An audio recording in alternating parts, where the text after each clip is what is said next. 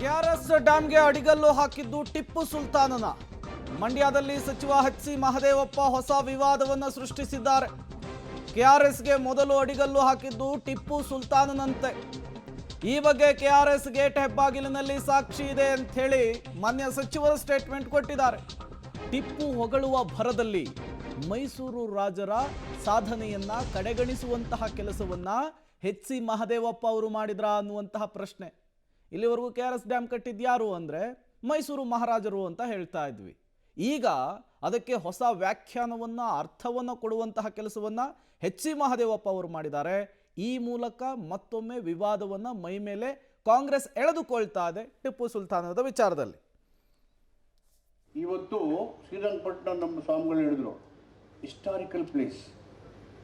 ನೀವು ಕನ್ನಂಬಾಡಿ ಒಳಗಡೆ ಹೋದರೆ ಫಸ್ಟು ಅಡಿಗಲ್ಲು ಹಾಕಿರೋದೇ ಟಿಪ್ಪು ಸುಲ್ತಾನ್ ಅವರು ಕನ್ನಂಬಾಡಿ ಕಟ್ಟಕ್ಕೆ.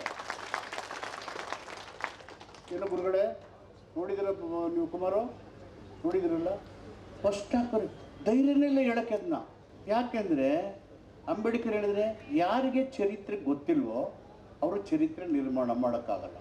ಈ ಕಡೆ ಟಿಪ್ಪು ಅವ್ರಿಗೆ ಮಸೀದಿ ಇತ್ತು, ಆ ಕಡೆ ಶ್ರೀರಂಗಪಟ್ಟಣ ದೇವಸ್ಥಾನ ಇದೆ. ಈ ಕಡೆ ಅಲ್ಲವೋ ಅಕ್ಬರ್ ಅಂತಾರೆ, ಈ ಕಡೆ ಗಂಟೆನೂ ಹೊಡಿತದೆ. ಎರಡೂ ಕೇಳ್ಕೊಂಡಿದ್ರಲ್ಲ ಅವರು, ಎರಡೂ ಸಮಚಿತ್ತದಲ್ಲಿ ಇದ್ರಲ್ಲ.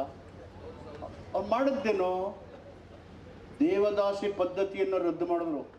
ದೇವದಾಸಿ ಪದ್ಧತಿಗೆ ದೂಕೋದು ಯಾರನ್ನ? ಯಾವ ಶೋಷಿತ ಸಮುದಾಯದ ಮಹಿಳೆಯರು ಆರ್ಥಿಕ, ಶೈಕ್ಷಣಿಕ, ಔದ್ಯೋಗಿಕ ಅವಕಾಶಗಳಲ್ಲಿ ವಂಚಿತರಾಗಿದ್ದಾರೆ, ಬದುಕಿಗೆ ಒದ್ದಾಡ್ತಾ ಇದ್ದಾರೆ. ಆ ಕಾಲದಲ್ಲೇ ಟಿಪ್ಪು ಸುಲ್ತಾನ್ ರದ್ದು ಮಾಡಿದ್ರು ದೇವದಾಸಿ ಪದ್ಧತಿಯನ್ನು.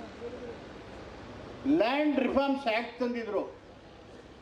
ಅವ್ರ ಕಾಲದಲ್ಲಿ ಇರೋರಿಗೆ ಒಂದೇ ಒಂದು ಇಂಚು ಭೂಮಿ ಕೊಟ್ಟಿರಲಿಲ್ಲ ಅವರು ಬಡವರು. ಏನು ಕಟ್ಟಿ ಒದ್ಕೊಂಡಿದ್ದೀನಿ ನೀನು ಕಂಟಿನ್ಯೂ ನಿಧಾನ ಬಂದಿಲ್ಲಕ್ಕೆ.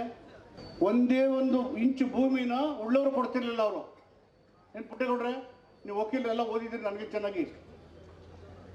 ಆಮೇಲೆ ಇವತ್ತು ಶ್ರೀರಂಗಪಟ್ಟಣ ನಮ್ಮ ಸ್ವಾಮಿಗಳು ಹೇಳಿದ್ರು ಹಿಸ್ಟಾರಿಕಲ್ ಪ್ಲೇಸ್. ನೀವು ಕನ್ನಂಬಾಡಿ ಒಳಗಡೆ ಹೋದರೆ ಫಸ್ಟು ಅಡಿಗಲ್ಲು ಹಾಕಿರೋದೇ ಟಿಪ್ಪು ಸುಲ್ತಾನ್ ಅವರು ಕನ್ನಂಬಾಡಿ ಕಟ್ಟಕ್ಕೆ. ಏನೋ ಗುರುಗಳೇ ನೋಡಿದಿರ ನೀವು ಕುಮಾರು ನೋಡಿದಿರಲ್ಲ, ಫಸ್ಟ್ ಹಾಕೋರು ಧೈರ್ಯನೇ ಇಲ್ಲ ಹೇಳಕ್ಕೆ. ಅದನ್ನ ಯಾಕೆಂದರೆ ಅಂಬೇಡ್ಕರ್ ಹೇಳಿದ್ರೆ ಯಾರಿಗೆ ಚರಿತ್ರೆ ಗೊತ್ತಿಲ್ವೋ ಅವರು ಚರಿತ್ರೆ ನಿರ್ಮಾಣ ಮಾಡೋಕ್ಕಾಗಲ್ಲ.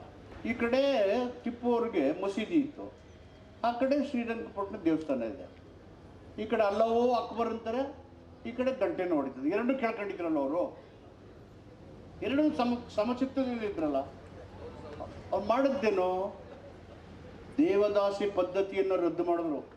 ದೇವದಾಸಿ ಮತ್ತಷ್ಟು ಡೀಟೇಲ್ಸ್ ಕೊಡ್ತಾರೆ ರೋಹಿತ್ ದೂರವಾಣಿ ಸಂಪರ್ಕದಲ್ಲಿ ಜಾಯಿನ್ ಆಗಿದ್ದಾರೆ. ರೋಹಿತ್, ಎಚ್.ಸಿ. ಮಹದೇವಪ್ಪ ಅವರ ಮಾತನ್ನ ಕೇಳ್ತಾ ಇದ್ರೆ ಟಿಪ್ಪು ಸುಲ್ತಾನನ ಹೆಸರಿಟ್ಕೊಂಡು ಒಂದು ವರ್ಗವನ್ನ ಓಲೈಸುವ, ತುಷ್ಟೀಕರಣಗೊಳಿಸುವಂತಹ ರಾಜಕಾರಣದ ಮುಂದುವರೆದ ಭಾಗದ ಹೇಳಿಕೆನಾ ಇದು ಅಂತ ಹೇಳಿ? ಖಂಡಿತ ಪ್ರೇಮ್, ಅದೇ ರೀತಿಯಂತ ಮಾತು ಕೇಳ್ಬರ್ತಾ ಇರೋದು. ಯಾಕಂದ್ರೆ ಇವತ್ತು ಶ್ರೀರಂಗಪಟ್ಟಣದಲ್ಲಿ ಅಂಬೇಡ್ಕರ್ ಭವನದ ಉದ್ಘಾಟನೆ ಕಾರ್ಯಕ್ರಮ ಇತ್ತು. ಈ ಕಾರ್ಯಕ್ರಮದಲ್ಲಿ ಅಂಬೇಡ್ಕರ್ ಅವರ ಕುರಿತಾಗಿ ಮಾತನಾಡುವಂತ ವಿಚಾರಗಳು ಸಾಕಷ್ಟು ಇದ್ದು, ಆದ್ರೆ ನೇರವಾಗಿ ಇವರು ಟಿಪ್ಪು ಸುಲ್ತಾನ್ ಅವರ ಹೆಸರನ್ನ ಎತ್ಕೊಳ್ಳುವಂಥದ್ದು. ಕೆಆರ್ಎಸ್ಗೆ ಮೊದಲು ಅಡಿಗಲ್ಲು ಹಾಕಿದ್ದು ಟಿಪ್ಪು ಸುಲ್ತಾನ್ ಎಂಬ ಮಾತನಾಡ್ತಾರೆ. ಇದೇ ಜೊತೆಗೆ ಟಿಪ್ಪು ಸುಲ್ತಾನ್ ಇದ್ದಂಥದ್ದು ಶ್ರೀರಂಗಪಟ್ಟಣದಲ್ಲಿ ಅರಮನೆ ಇರ್ತಾನೆ.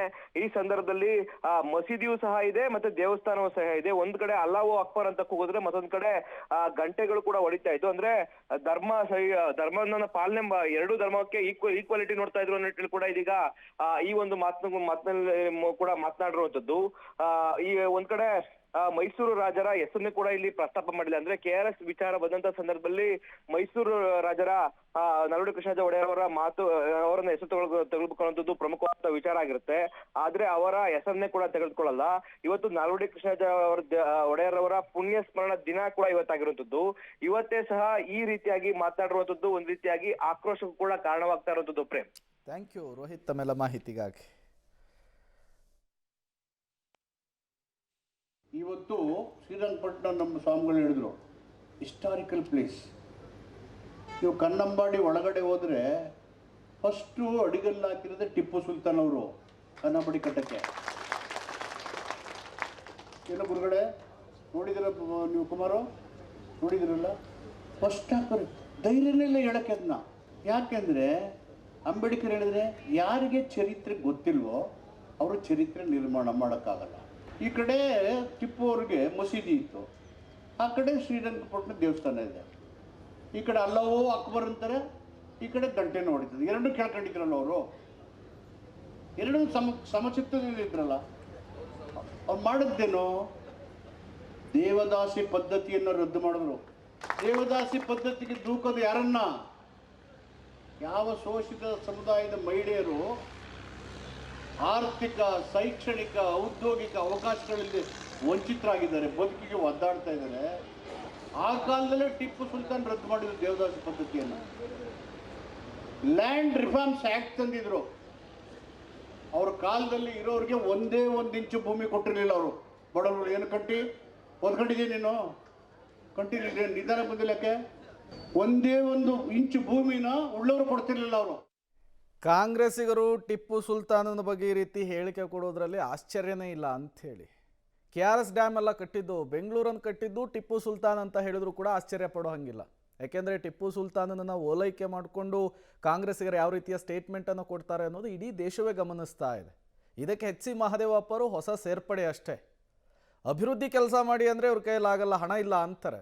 ಮಾಡಿರೋ ಅಭಿವೃದ್ಧಿ ವಿಚಾರದಲ್ಲೂ ಕೂಡ ಈ ರೀತಿ ಕೊಂಕು ತೆಗೆಯೋದು, ಅದನ್ನು ಟಿಪ್ಪು ಸುಲ್ತಾನ ಮಾಡಿದ್ದು ಮಹಾರಾಜರು ಮಾಡಲಿಲ್ಲ ಅನ್ನುವಂತಹ ಹೇಳಿಕೆ, ಇದು ನಿಜಕ್ಕೂ ಕೂಡ ಕಾಂಗ್ರೆಸ್ಸಿಗೆ ಶೋಭೆ ತರಲ್ಲ ಅಂಥೇಳಿ ಈಗ KRSಗೆ ಮೊದಲು ಅಡಿಗಲ್ಲು ಹಾಕಿದ್ದೆ ಟಿಪ್ಪು ಸುಲ್ತಾನು ಅಂಥೇಳಿ ಹೊಸ ವಿವಾದವನ್ನು ಎಬ್ಬಿಸಿದ್ದಾರೆ. ನೋಡೋಣ ಅದು ಎಲ್ಲಿಗೆ ಹೋಗಿ ನಿಲ್ಲುತ್ತೆ ಅಂಥೇಳಿ.